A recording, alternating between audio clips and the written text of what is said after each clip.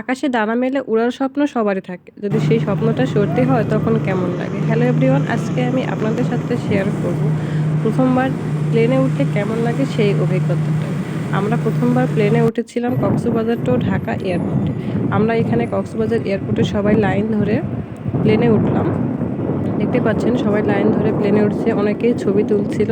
যাদের শখের প্রথমবার আমার মতো যারা প্লেনে উঠছে তাদের কতটা আনন্দ হচ্ছিল তারা নিজেরাই বুঝতে পারবে না। তারপর সবাই যখন প্লেনে উঠে যায় তখন এরকম একটা সিট বেল্ট বাঁধার একটা নিয়ম একটা দেখানো হয় সবাইকে এবং বলে দেওয়া হয় আর আপনারা সিট বেল্ট বাঁধেন। তারপর যখন প্লেনটা চলতে শুরু করে তখন সবার ভিতরে ধুকপুকানি শুরু হয়ে যায় যে এই বুঝি উঠে যাবে, এই বুঝি কী হবে।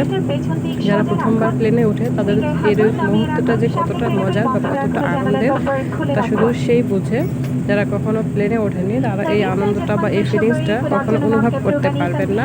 প্লেনটা আস্তে করে মেঘের উপরে ওঠা শুরু করলো। দেখতেই পাচ্ছেন কিভাবে আস্তে আস্তে করে উপরে উঠে যাবে। আর এই অভিজ্ঞতাটা কিন্তু একেবারেই নতুন। যারা নতুন আমার মতো একেবারে কখনো প্লেনে ওঠেনি প্রথমবার, তাদের এই অভিজ্ঞতা অন্যরকম। তারপর প্লেনটা যখন আস্তে আস্তে করে কক্সবাজার যে শহর থাকে সেই শহরটাকে ছাড়িয়ে বিমানবন্দর সবগুলোকে ছাড়িয়ে আস্তে আস্তে করে উপরে উঠে যাবে, তখন ভীষণই মজার একটা অনুভূতি হয়, একটা ঝাঁকুনি অনুভূতি হয়। যারা প্রথমবার প্লেনে উঠবেন তারা এই অনুভূতিটা মনে হয় একটু ভয় লাগে। আমারও একটু ভয় লেগেছিল। তারপর যখন প্লেনটা যখন উপরে উঠে যাবে তখন নিচ থেকে এরকম দেখা যাবে যে সব বাড়িঘরগুলো ছোট ছোট হয়ে যায়। তখন আকাশে যে ওঠার যে ডানা মেলে যে স্বপ্নটা সত্যি হয়ে যায় সেটা সে কল্পনা করতে পারবে না যে আকাশ থেকে থেকে আমাদের বাড়িঘরগুলো কতটা ক্ষুদ্র দেখা যায়। তাহলে ভাবুন মানুষ আমরা কতটা ক্ষুদ্র প্রাণী।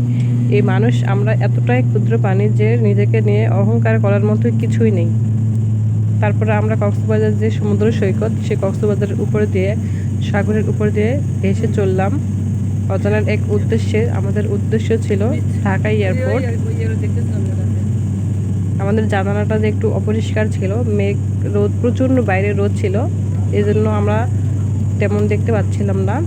তারপর যখন আকাশটা একটু ক্লিয়ার হয়ে যাবে তখন দেখা যাবে যে অনেক সুন্দর একটা ভিউ দেখা যায়। এই তো বিমানের যে প্লেনের যে পাখাটা থাকে সেটা আমরা জানালা থেকে খুব সুন্দরভাবে দেখা যাচ্ছিল এবং নিচের যে সবুজ প্রকৃতি সেগুলো দেখা যাচ্ছিল। সব কিছু ছাড়িয়ে আমরা ভেসে চললাম। নিচের যে দৃশ্যটা সেটা বিমানের উপর থেকে দেখা যে কতটা মজার, সেটা যে দেখেছে সেই শুধু বুঝতে পারে। ভীষণ মজার একটা অভিজ্ঞতা হয় এইভাবে দেখলে। সব কিছু ছাড়িয়ে আকাশে উড়ার যে মজা সেটা তো ভীষণ আনন্দের। আকাশের উপর থেকে যে মেঘগুলো যখন তুলোর মতো দেখা যায় তখন নিজেকে মনে হয় আমিও হাওয়ায় ভাসছি। শরীরটাকে তেমন কেমন একটা মনে হয় যে আল্লাহর দুনিয়া এত সৃষ্টি এত সুন্দর যে মেঘের উপর থেকে এরকম নিচের দৃশ্যটা দেখলে অত্যন্ত মজা লাগে। আর এই সময় কিন্তু নিচের বাড়িঘর কিছু দেখা যায় না। তারপর আমরা প্লেন থেকে নেমে পড়েছিলাম। আমরা এখন চলে এসেছি ঢাকা আন্তর্জাতিক শাহজালাল বিমানবন্দরে। আমাদের প্লেনটা ল্যান্ড করে ফেলেছিল। আমরা তারপরে যে একটা গাড়ি থাকে গাড়িতে করে আমাদেরকে এয়ারপোর্টের যে আমাদের যে লাগেজ রেখেছিলাম সেই লাগেজে নেওয়ার জন্য ওখানে নিয়ে যাওয়া হবে। তারপর গাড়িতে করে আমরা সবাই ওখানে যাব। যাওয়ার পরে যার যার যে লাগে সেগুলো আমরা নিব। সবাই গাড়িতে বসেছিল। আর এই অভিজ্ঞতাটা যে অত্যন্ত একটা আনন্দের। যারা এইভাবে প্লেনে উঠে দেখেছেন তারা তো বুঝতেই পারবেন এভাবে প্লেনে উঠতে এক জায়গা থেকে আরেক জায়গায় অতি অল্প সময়ের মধ্যে যাওয়া যে কতটা আনন্দের, সেটা খুবই মজার।